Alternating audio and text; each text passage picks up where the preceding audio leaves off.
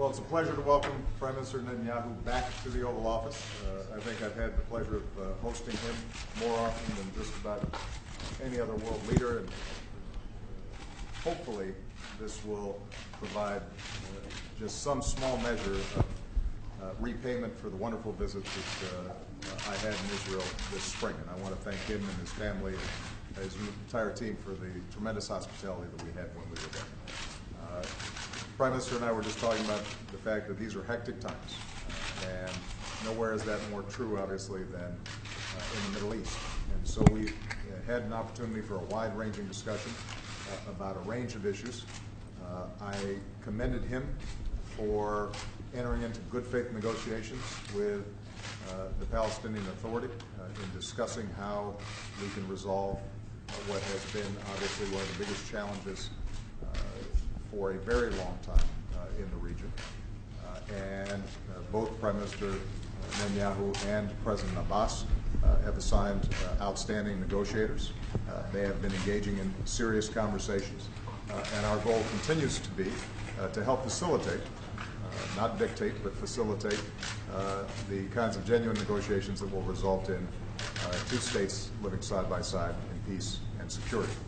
And we have a limited amount of time to achieve that goal, and I appreciate the Prime Minister's courage in being willing to step forward on behalf of that goal.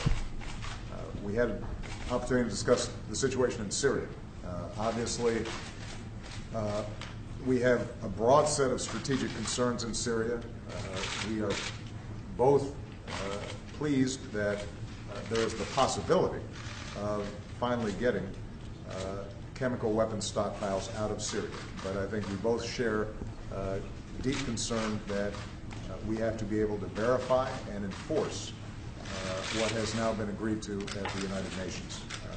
Chemical weapons inside of Syria obviously have threatened Syrian civilians, but over the long term also pose a threat to Israel.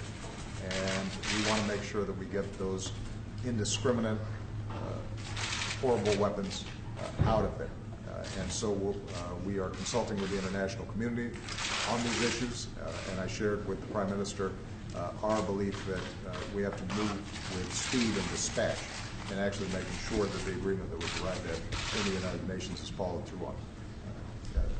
In addition, we have the larger question of how to deal with the civil war that's taking place in Syria, and given Israel's significant interests in the spillover effects of activities there, we will be consulting very closely with them.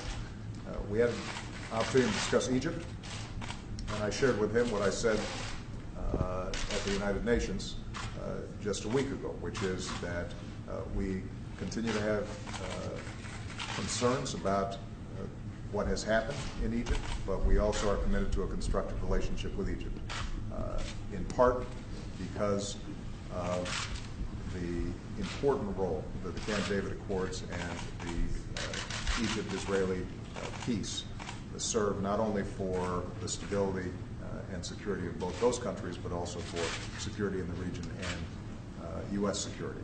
So we will continue to work with the Egyptian government, although urging them and pushing them in a direction that is more inclusive and that meets the basic goals of those who originally sought for more freedom and more democracy in that country. And we had an opportunity, obviously, to discuss Iran. Both the Prime Minister and I agreed since I came into office that it is imperative that Iran not possess a nuclear weapon. That is important for American security. It is important for Israeli security. It's important for world security, because we do not want to trigger a nuclear arms race in the most volatile region of the world.